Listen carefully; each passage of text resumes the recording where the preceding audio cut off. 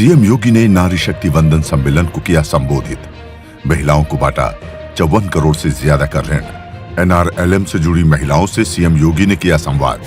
योगी बोले, महिला आत्मनिर्भर होती है तो समाज सशक्त होता है। जिस समाज में महिला सशक्त, उसे बढ़ने से कोई नहीं रोक सकता। गुरुवार को सीएम योगी गोरखपुर के योगीराज बाबा गंभीरनाथ प्रेक्षागृह में नारी शक्ति वंदन सम्मेलन को संबोधित कर रहे थे। इस अवसर पर उन्होंने राष्ट्रीय ग्रामीण आजीविका मिशन से जुड़ी लाभार्थी महिलाओं से संवाद और 3617 स्वयं सहायता समूहों को 54 करोड़ 25 लाख रुपए का अंशकालिक ऋण भी वितरित किया। सीएम ने महिलाओं से संवाद स्थापित करते हुए स्वयं सहायता समूह के तहत किए जा रहे कार्यों के बारे में जानकारी दी। उनके लाभ से उनको प्रोत्साहित किया और समूह से अधिक महिलाओं को जोड़कर उन्हें आर्थिक रूप से मजबूत करने के लिए प्रेरित भी किया। उन्होंने कहा कि पहली बार संसद और विधानसभाओं में आरक्षण मिलने जा रहा है। देखा होगा पिछले लोकसभा सत्र में, यानी इस बजट सेशन के पहले जो सेशन चला था, उसमें भारत सरकार ने, प्रधानमंत्री मोदी जी ने नई संसद में पहला अधिनियम पारित किया। वह पारित किया था नारी शक्ति वंदन अधिनियम। इसके अंतर्गत देश की विधानसभा, देश की संसद और प्रदेशों की विधानसभाओं में परिसीमन के बाद महिलाओं को 33% सीटें उनके लिए आरक्षित होंगी। पहली बार संसद और विधानसभा में महिलाओं को आरक्षण मिलने जा रहा है। यानी जो प्रतिनिधित्व अब तक होता नहीं था, बहुत कम नारी संसद में या विधानसभा में पहुंच पाती थी।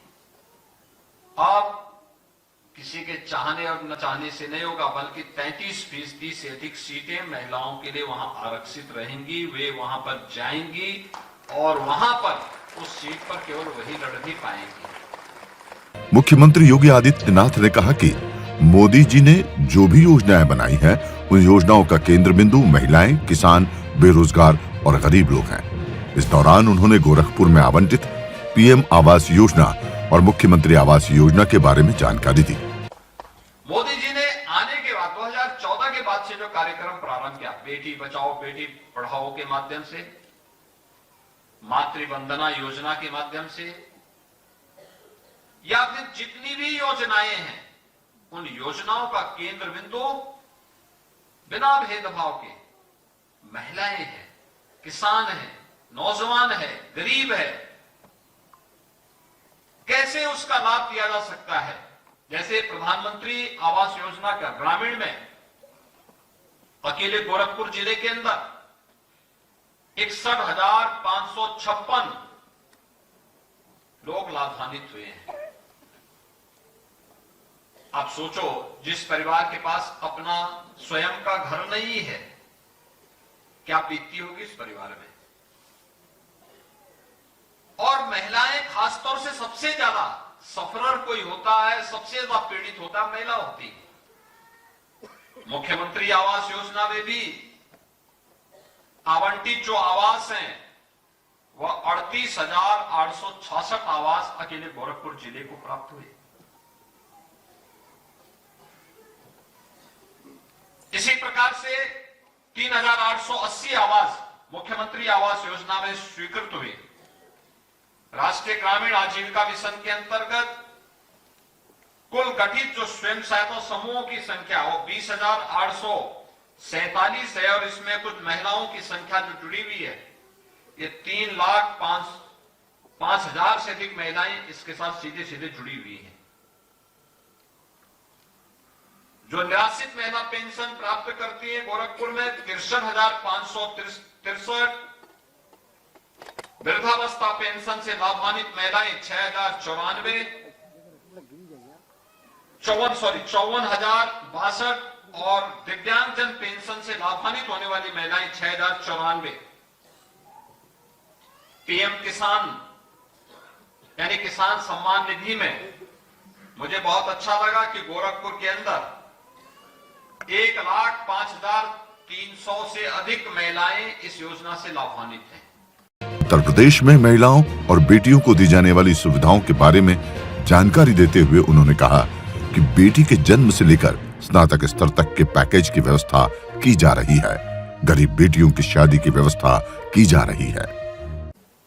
अप्रैल से हम उस राशि को 25,000 रुपए करने जा रहे हैं। कोई बेटी जन्म लेगी, बेटी के जन्म लेने से लेकर स्नातक तक के पैकेज की व्यवस्था हम करते हैं। अभी तक 17 लाख से अधिक बेटियों को इस योजना से हम जोड़ चुके हैं। मुख्यमंत्री सामूहिक विवाह योजना, 3 लाख से अधिक बेटियों की शादी इससे अब तक संपन्न हो चुकी है। यानी एक एक योजना को जोड़ने का काम पीएम स्वामित्व योजना के अंतर्गत 90 लाख महिलाओं को जहां पे घर है वहीं पर उनका जमीन का मालिकाना अधिकार उन्हें उपलब्ध करवाना यह कार्यक्रम भी हो रहा है।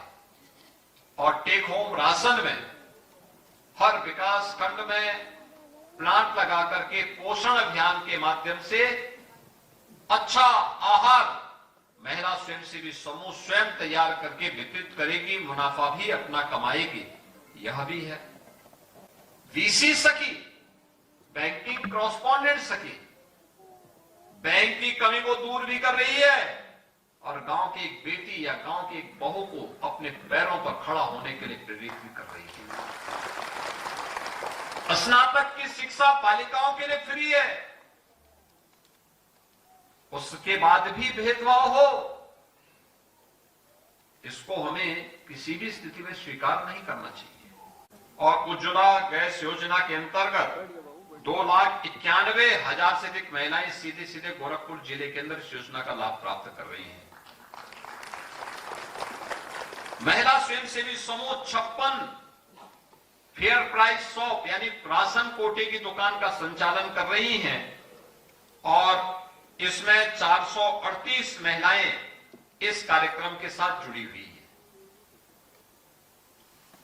अब आप देख सकते हैं,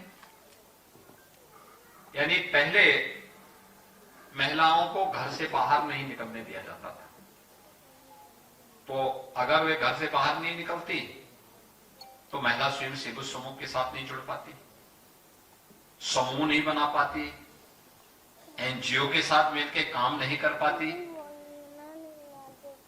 किसी भी योजना का लाभ नहीं मिल पाता। आज तो उज्ज्वला योजना का भी लाभ मिल रहा है, आयुष्मान भारत का भी लाभ मिल रहा है, पीएम स्वामित्व योजना में मालिकाना अधिकार महिलाओं को प्राप्त होना है। इसके अलावा और भी तमाम योजनाएं हैं। प्रदेश सरकार ने, डबल इंजन की सरकार ने एक कार्यक्रम और प्रारंभ किया, वह है प्रदेश के अंदर मुख्यमंत्री कन्या सुमंगला योजना। यूपी के सीएम ने कहा कि यदि एक महिला आत्मनिर्भर होती है तो समाज सशक्त होता है। जिस समाज में महिला सशक्त होती है उस समाज को आगे बढ़ने से कोई नहीं रोक सकता। वर्ष 2047 में जब देश आजादी का 100वां वर्ष पूरा करेगा तो हमें एक विकसित भारत मिलेगा जिसमें देश की आधी आबादी अपना विकास करेगी।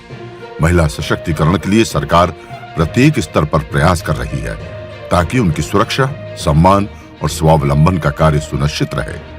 कार्यक्रम में सीएम योगी ने कहा कि आधी आबादी को विकसित करके ही सरकार विकास की नई ऊंचाइयों को प्राप्त कर पाएगी। के अंतर्गत शक्ति सम्मान का जो समारोह है, ये समारोह इसी बात को प्रदर्शित करता है। एक कार्य हुआ है तो हम उसको बोले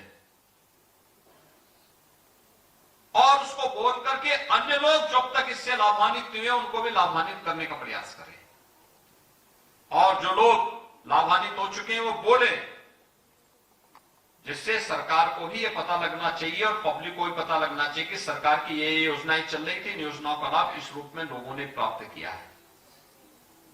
ये नया भारत है और नए भारत के नए उत्तर प्रदेश में हम सबकी क्या भूमिका होगी। इसके पीछे का उद्देश्य एक ही है, आजादी का यह अमृत काल है, पहला वर्ष है आजादी के अमृत काल का प्रथम वर्ष। अगले 25 वर्ष के अंदर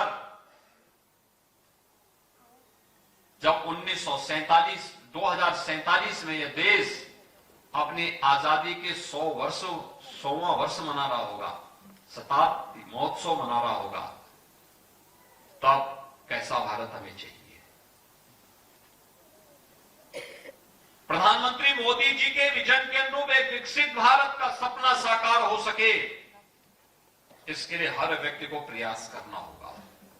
और यह कार्यक्रम उसी से जुड़ा हुआ है कि 2047 में जब ये देश अपनी आजादी के 100 वर्ष पूरे करेगा, तब हमें एक विकसित भारत चाहिए, और विकसित भारत का रास्ता जाता है आप लोगों के बीच से। आधी आबादी विकास करेगी तो देश विकास की बुलंदियों को चूमेगा, अनंत काल तक इसका संरक्षण करेगा, आने वाली पीढ़ी के लिए एक नई प्रेरणा होगी।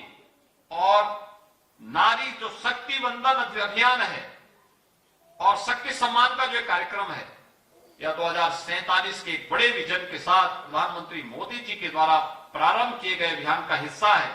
इस अवसर पर आप सबको मैं बधाई देता हूं, अपनी शुभकामनाएं देता हूं। सरकार सभी महिलाओं को आश्वस्त करती है कि उनके हितों के लिए सरकार पूरी प्रतिबद्धता से कार्य करेगी।